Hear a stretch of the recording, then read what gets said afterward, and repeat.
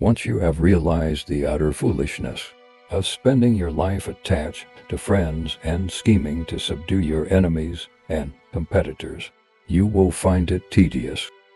Once you have been struck by the pointlessness of letting yourself be forever influenced and conditioned by your habitual tendencies, you will become sick of it. Once you know that it is sheer delusion to be preoccupied by thoughts of the future and to lose your mindfulness and vigilance in the present moment, you will weary of it.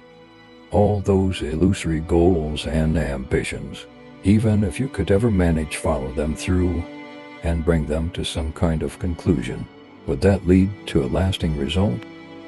You will recognize that there is nothing permanent in any of them. You might have tremendous power, influence, fame, and wealth, but it is all meaningless and hollow.